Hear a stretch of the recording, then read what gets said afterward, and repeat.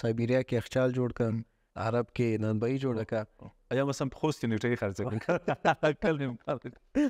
که څوک ماته وایي چې زه روسیه کې کار کوم مثلا سایبیریا کې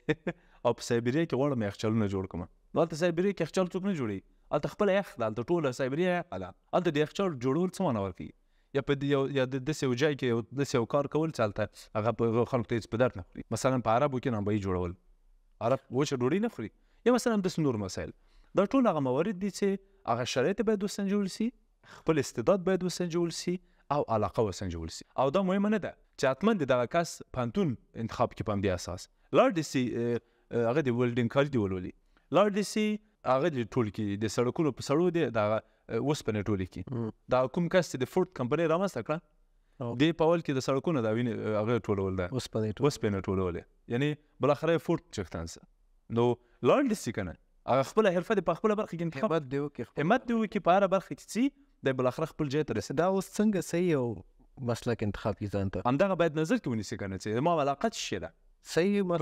او مطلب دا مخکې چې تاسو مثال ورکړو چې سایبیریا کې یخچال جوړ کړ، عرب کې نانبایی جوړه کړه، ان د وخت په زمان سره آیا دا وګوري مسلک ته او که نه ضرورت نشته ده؟ یا مثلا په خوست کې نیټه خرڅ کړم اوس دا خبره اوس د تاسو فکر وکړئ چې دی راځي په خوست کې یا په هلمند کې نیټایي دوکان جوړوي که نه، نو دا ته د شرایطو سره کله سمه ده دا خبره نه ده سمه، قطعا نه ده سمه، دی به کیدای شي ووایي چې ښه زه څنګه پوه سم استاد چې په څه کې استعداد لرم، همدا یې تاسو پوښتنه څنګه پوه سم چې په څه کې توانایي لرم، علاقه خو لرم ټولو سره علاقه لرم، هر شی غواړم، ته دی باید لاړ سي خپله ځان ټیسټ کړي، خپله باید وګوري څه شي سره یې هغه ده، یعنې زړه یې څه غواړي، مثلا په هغه کې راځي په جاپان کې په د وړکتون په دوره کې د هغه وسایل راوړي د لوبو وسایل راوړي کوټه کوي ماشومانو ته وایي چې تاسو ورسئ هر څه چې غواړئ ترې خوښه کوي په همغه لوبو وکوي، یو کس ځي له د هغه نه له د لوبو وسایلو نه توپک راخلي، سایکولوژیستان دا بررسي کوي چې دی واقعا نظامي مسایلو سره علاقه لري که نه، دی به په آینده کې پولیس کو، یو بل ځي توپ راخلي هغه وایي دا والا کې فوټبالر سیښوي، یو بل راځي کمپیوټر چې وسیله راخلي وایي دا کمپیوټر برخې ته لاړ سیښوي،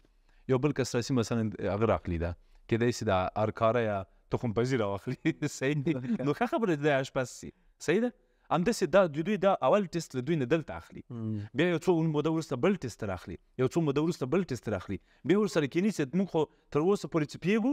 ته د دغه برخه کې ډېر ښه یې، ته څه غواړې، دا یو پروسس کې باید دی خپله ځان امتحان کړي، په دویم قدم کې که ورته سخته وه له یو ارواپوهنې د کومک وغواړي، دریم قدم کې که ارواپوه پیدا نه سه لاړ دې سي انټرنېټ ته د ټیسټ د کار په ټیسټ کې چې زه د کومې وظیفې ته مناسب یم، هلته سټنډرډ ټیسټونه دي راځي همغه کې د امتحان ورکړي،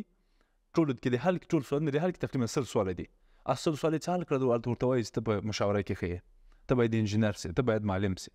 ته باید مثلا ژورنالیزم وایي، ته په دغه برخه کې ښه یې، یا مثلا ته کیدای سي چې هم هغه سې هم په ټکنالوژۍ کې ښه یې هم په تجارت کې ښه یې، خو تجارت کې لږ ډېر ښه یې، دواړو کې ښه یې خو په هغه یوه برخه کې لږ ډېر ښه یې.